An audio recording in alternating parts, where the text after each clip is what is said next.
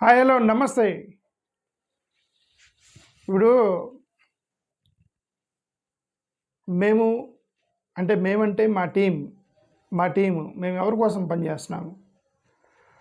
Undoubtedly దళితుల కోసం పనిచేస్తున్నాం. దాంట్లో ఇంకా అన్డిబేటబుల్ ఇష్యూ ఏంటంటే దళితుల కోసం పనిచేస్తున్నాం. దాంట్లో డౌట్ ఏం లేదు.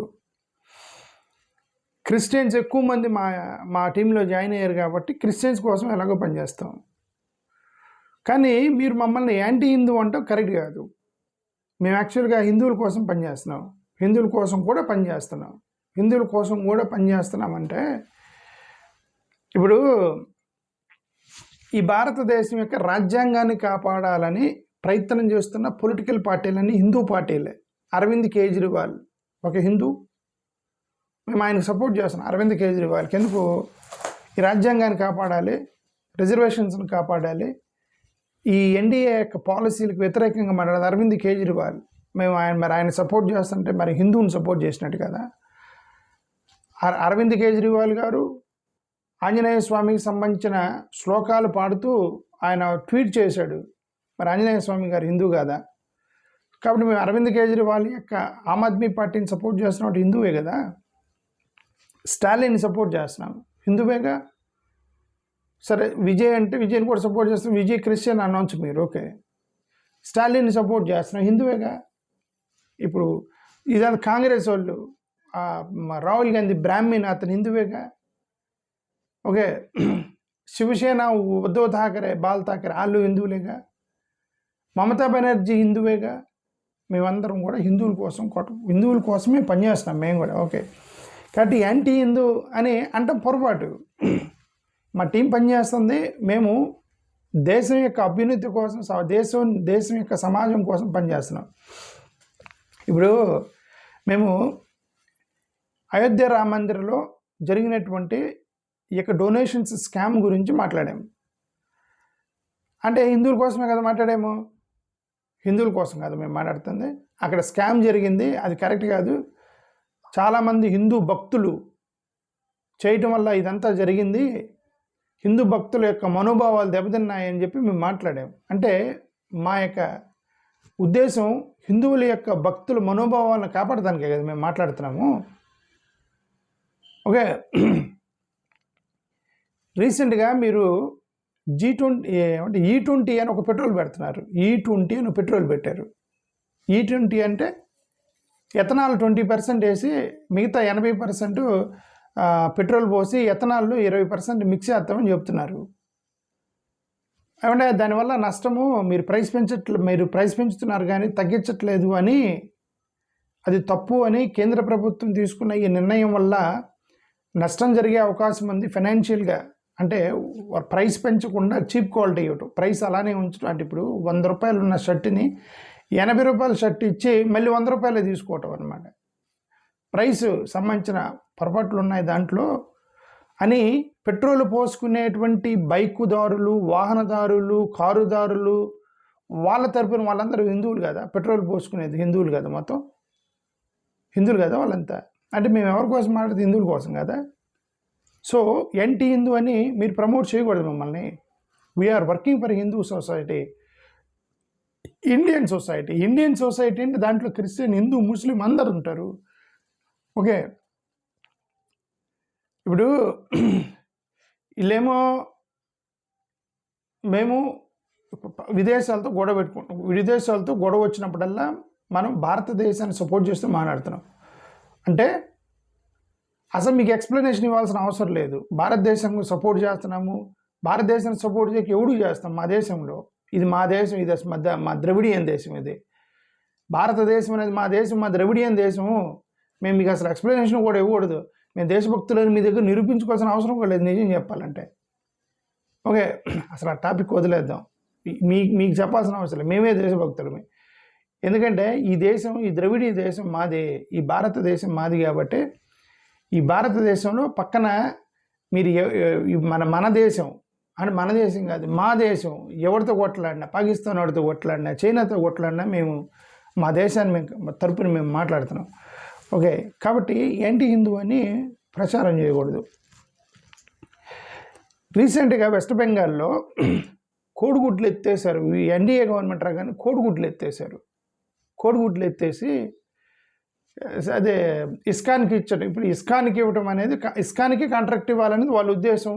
ఇస్కాన్ ఏంటంటే వాళ్ళు traditionally they are vegetarians, not non vegetarian. So ఇంక ఇస్కాన్ వాళ్ళు ఎగ్ బెటరు. ఇస్కాన్కి ఇవ్వడం వల్ల ఎగ్ ఎత్తేసారని మేమందరం అరే పిల్లలకి న్యూట్రిషన్ పోయింది, పిల్లలందరూ కూడా మాల్ న్యూట్రిషన్తో సఫర్ అవుతారు అని మేము చెప్పాము. మాల్ న్యూట్రిషన్తో సఫర్ అవుతామంటే ఎవరికి? హిందూ పిల్లలు కదా. పిల్లలకి మాల్ న్యూట్రిషన్తో సఫర్ అవుతారని హిందూ పిల్లలు కదా, వాళ్ళు హిందువుల తరపున కదా మేము మాట్లాడుతున్నాము. ఓకే, ఇప్పుడు ఈ మత గొడవలు సృష్టించడం వల్ల మనకి ప్రాబ్లం అయిపోయింది అన్నాం. ప్రాబ్లం అయిపోయింది గొడవలు జరిగితే క్రిస్టియన్ ముస్లిమ్స్ ఎక్కువగా దెబ్బతిని వచ్చాం, బట్ హిందువులు కూడా దెబ్బతింటారు. వాళ్ళ కోసం కూడా మాట్లాడుతున్నాం కదా. So we're not anti Hindu, we're actually working for Hindu community. Along with Christian and Muslims we're actually working for Hindu community. Text పుస్తకాలు ఎన్ని మారుస్తున్నారండి, మీరు చరిత్ర వక్రీకరించకూడదు అని చెబుతున్నాం. మీరు చరిత్రను వక్రీకరించితే తప్పు చరిత్ర నేర్చుకునేది ఎవరు? హిందువులు కదా. మీరు పిల్లలకి వక్రీకరించి చరిత్ర చెప్తున్నారు, అది తప్పు అని చెప్పినప్పుడు అది నేర్చుకునేది మన హిందూ పిల్లలు కదా. తప్పు కదా అది. సైన్స్ని మనం వక్రీకరించి మనం మాట్లాడకూడదు కదా అనేది. ఓకే, రీసెంట్గా సైలర్స్ కొంతమంది చనిపోయారు. ఎక్కడ ఈ వ్యాలీలో ముగ్గురు వీళ్ళు చనిపోయారు కదా సెయిలర్స్. వాళ్ళలో ఒక శర్మ అని ఒక హిందువు ఉన్నాడు. అంటే వాళ్ళు ముగ్గురు చనిపోయిన ముగ్గురు హిందువులే. మేము దాన్ని మాట్లాడాము. ఇదేంటంటే రాంగ్ పాలసీ వల్ల హిందూ సోదరులు చనిపోతున్నారని మేము మాట్లాడుతున్నాం రోజు.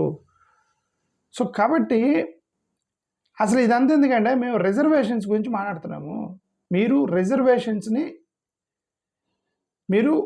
రిజర్వేషన్స్ని తీసేస్తున్నారు, దానివల్ల ఉద్యోగాలు పోతాయని చెప్తున్నాము. రిజర్వేషన్స్ హిందువులకే అని మీరే చెప్తున్నారు కదా. హిందువులకే రిజర్వేషన్ సిస్టమ్, క్రిస్టియన్ ముస్లిమ్స్కి కాదు కదా అని అంటే రిజర్వేషన్స్ మీరు డైల్యూట్ చేస్తున్నారని అంటే మేము హిందువుల తరపునే కదా మాట్లాడుతున్నాము. రిజర్వేషన్స్ని ఎస్సీ ఎస్టీ అట్రాసిటీ పెట్టేది హిందువులే, క్రిస్టియన్స్ కాదు అని చెప్పి మీరే అంటున్నారు కదా. ఎస్సీ ఎస్టీ అట్రాసిటీ కేసుని డైల్యూట్ చేస్తున్నారు, దళిత సమాజానికి అన్యాయం జరుగుతుందంటే హిందువులు కదా వాళ్ళంతా. ఎస్సీ ఎస్టీ డైల్యూట్ చేస్తే ఇబ్బంది పడేది ఎవరు? హిందూ దళితులు కదా. రిజర్వేషన్స్ కోల్పోతే హిందూ దళితులు కదా. 40% ముస్లిం బ్యాక్వర్డ్ కమ్యూనిటీకి సంబంధించిన హిందూ సోదరులు కదా. మీరు చేసే పాలసీల వల్ల ఇబ్బంది పడుతుంది. సో కాబట్టి ఏడిఎస్ ఆర్ అంటే నేను ఇప్పుడు ఒక 2-3 రోజులు ఏడిఎస్ఏ పేరు వాడతాను, ఎందుకంటే కొత్త ప్లాట్ఫామ్ పెట్టేంతవరకు ఏడిఎస్ పేరు వాడాలి. ఓకే, ఒకసారి ఏడిఎస్ వాళ్ళు తీసేసుకున్న తర్వాత ఇంక నేను ఏడిఎస్ పేరు వాడిన వాళ్ళు వాడుకుంటారు దాన్ని. నేను వేరే ప్లాట్ఫామ్ సరే అప్పటి వరకు చెప్తున్నాను. ఏడిఎస్ అయినా మా కొత్తగా వచ్చే ప్లాట్ఫామ్ అయినా సరే మేము ఒకటే చెప్పేది, we're working for our Hindu brothers, Christian brothers and Muslim brothers. Simply in nutshell we're working for Indian brothers, భారతీయుల కోసం పనిచేస్తున్నాం. ఓకే, కాబట్టి ఎందుకు చెప్తున్నాను ఇదంటే మా ఛానల్ని వీళ్ళు యాంటీ హిందూ అని కింద కామెంట్లు చేస్తారు. వీళ్ళంతా నా వీడియోల కింద యాంటీ హిందూ అని కామెంట్ చేస్తున్నారు. సోదరా, నేను మాట్లాడే ప్రతి మాట మీ బెనిఫిట్ కోసం చేస్తున్నా. దట్స్ ఫర్ యూ, మీ ఉద్యోగాలకు, మన హిందూ సహోదరుల ఉద్యోగాల కోసం, మన హిందూ సహోదరుల రిజర్వేషన్ల కోసం, మన హిందూ సహోదరుల ఎస్సీ ఎస్టీ అట్రాసిటీల కోసం, మన హిందూ సహోదరుల యొక్క మనోభావాలు దెబ్బతినకుండా మన హిందూ సహోదరుల కోసం మాట్లాడుతున్నా. ఓకే, అంటే అర్థం మీరు యాంటీ హిందూ అని నాకు కింద కామెంట్లు చేయకూడదు. ముఖ్యంగా ఒక బ్రదర్ ఉన్నాడు, ఆయన సరే వాళ్ళ ఇష్టం, కామెంట్ చేయడం తప్పలేదు, మీరు చేయండి, నాకేం ప్రాబ్లం లేదు. నేను మాకు చెప్తాను, మీకు క్లారిటీ కూడా ఇవ్వాలంటే మరి ఊరికి వాళ్ళు నన్ను ఆడపట్టించడానికి చేస్తున్నారా, లేదంటే నిజంగా ద్వేషంతో చేస్తున్నారా? మీకు చెప్పదలుచుకున్నాను, ద్వేషించకండి. I love you Hindu brothers, you don't hate me, that's all what I want to say. But we are anti NDA. ఎందుకు యాంటీ ఎన్డీఏ అన్నాము? మేము ఒక్కనే యాంటీ ఎన్డీఏ. ఇండియా బ్లాక్ మొత్తం యాంటీ ఎన్డీఏ కదా. Arvind Kejriwal anti NDA, Mamata Banerjee anti NDA, Stalin anti NDA, Vijay anti NDA, ఆయన వాళ్ళందరూ కూడా anti NDA కదా. మీకు వ్యతిరేకంగానే పనిచేస్తారు కదా వాళ్ళు వెనక. సో కాబట్టి వాళ్ళలో మేము ఒకళ్ళమే, వాళ్ళలో కూడా నేను ఒకడినే అనుకోండి. సో నేనేం పెద్దగా పరలోకం నుంచి దిగి రాలేదు కదా, నేను ఒకడిని ఎన్టీఏ. సో అది సంగతి. ఓకే, అదే that's all what I want to say. Thank you. నాకు ఇక్కడ వచ్చిన సమస్య ఏంటంటే ఆంధ్రప్రదేశ్లో కూడా ఒక స్ట్రాంగ్ ఎన్డీఏ ఉండాలి, ఎన్డీఏ ఉండాలి కేంద్రం నుంచి ఎక్కడి వరకు. జగన్ గారు మారితే ప్రతిసారి నేను అని చెప్పి వాళ్ళు తిట్టుకుంటారు. ఓకే, ప్రతిసారి వాడు మమ్మల్ని బ్యాడ్ చేస్తున్నాడు అనుకుంటారు. వైసీపీకి చెప్పట్లే నేను. ఓకే, నేను ఎవరిని బ్యాడ్ చేయాలి నాకు ఉద్దేశం లేదు. జగన్ బ్యాడ్ చేయాలని లేదు, చంద్రబాబు నాయుడు బ్యాడ్ చేయాలని లేదు. బేసికలీ వీళ్ళిద్దరు సెక్యులర్ నాయకులు, చంద్రబాబు నాయుడు జగన్ ఇద్దరు సెక్యులర్ నాయకులు. నా బాధను ఎక్స్ప్రెస్ చేస్తూ ఉంటారు రోజు. ఏమైనా వీళ్ళు సెక్యులర్ అని చెప్పుకొని వీళ్ళు యాక్చువల్గా నాన్ సెక్యులర్ ఎలయన్స్కి ఓటు వేస్తున్నారు. అక్కడ ఓటు వేయటం వల్ల ఏమైంది, ఈ రిజర్వేషన్స్ ఇవన్నీ డైలెట్ పోతుంటారు. ఇప్పుడు నేను చెప్పినవన్నీ ఏం ఇప్పుడు హిందూ సోదరులకే అన్యాయం జరుగుతుంది.